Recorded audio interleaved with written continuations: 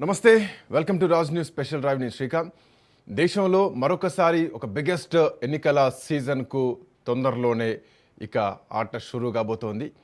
That యూపీలో ఖచ్చితంగా గెలవాల్సినటువంటి రాష్ట్రం అని చెప్పాలి. ఎందుకంటే ఢిల్లీలో పాగా వేయాలంటే కనుక హస్తిన పీఠానికి లక్నో అనేది ఒక హైవే లాంటిది.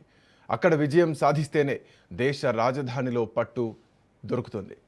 అట్లాంటి ఉత్తరప్రదేశ్ ఎన్నికలు 2027లో జరగబోతున్నాయి. దీంతో గెలుపే లక్ష్యంగా అధికార ప్రతిపక్షాలు వ్యూహ రచన చేస్తున్నాయి.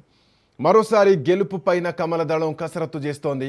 మహిళల కోసం యోగి సర్కార్ ఒక కొత్త స్కీమ్ తెచ్చేందుకు సిద్ధమవుతున్నట్టు తెలుస్తోంది.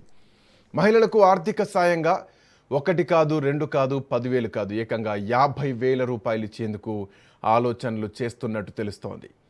అంతేకాకుండా ఎన్నికల ముందే తొలి విడతగా 20,000 జమ చేస్తామంటున్నారు కమలనాథులు. ఎన్నికల తర్వాత 3 విడతల్లో 3 వాయిదాల్లో మిగతా 30,000 రూపాయలు అందిస్తామని హామీ ఇవ్వబోతున్నారు. ఇప్పటికే కొత్త స్కీమ్పై యోగి టీం ఒక ప్రతిపాదన కూడా చేయడం సిద్ధం చేసింది. ఉత్తరప్రదేశ్లోనూ ఎన్డీఏ బీహార్ ఫామ్లా ప్రయోగిస్తోంది.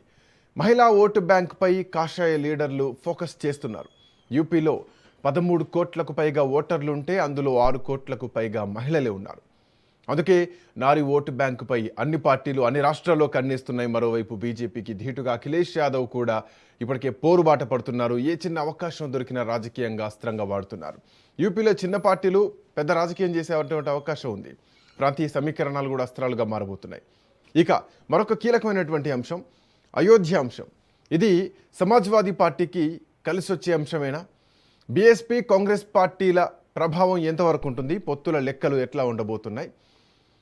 లక్నోపై పెత్తనం ఎవరిది? ముస్లిం ఓట్లు కన్సాలిడేట్ అయితే కనుక భారతీయ జనతా పార్టీకి నష్టం జరగబోతోందా? హిందువుల ఓట్లు పోలరైజ్ అయ్యేటువంటి అవకాశం ఉందా?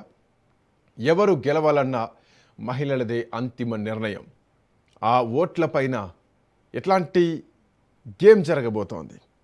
అసెంబ్లీ ఎన్నికల ముందు మహిళా ఓట్లను ఆకర్షించేందుకు ఉత్తరప్రదేశ్ ప్రభుత్వం ఒక భారీ పథకాన్ని అమలు చేసే విధంగా అడుగులైతే పడుతున్నట్టు కనిపిస్తోంది. నిజానికి పోయిన సంవత్సరం బీహార్ అసెంబ్లీ ఎన్నికల్లో భారీ విజయం సాధించిన తర్వాత ఇప్పుడు భారతీయ జనతా పార్టీ ఉత్తరప్రదేశ్ పైన పూర్తి స్థాయి నజర్ పెట్టింది. బీహార్ ఎన్నికలకు కొద్ది రోజుల ముందు మహిళల ఖాతాల్లోకి ఒక్కొక్కరికి 10,000 రూపాయల చొప్పున అకౌంట్లోకి బదిలీ చేశారు. సేమ్ అలాంటి పథకాన్ని ఉత్తరప్రదేశ్లో కూడా ప్రారంభించబోతున్నారు. ఉత్తరప్రదేశ్ ఇంకా ఒక ప్రయారిటీ అనే చెప్పాలి. ఢిల్లీలో అధికారంలో ఉండాలంటే కనుక అతి పెద్ద రాష్ట్రం. మళ్ళీ